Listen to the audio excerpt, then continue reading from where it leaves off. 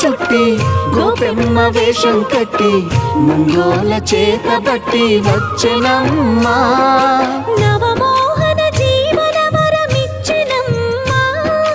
ఇకపై ఇంకెప్పుడు నీ చేయి విడిచి వెళ్ళనని చేతిలోన చేసి ఒట్టేసెనమ్మా.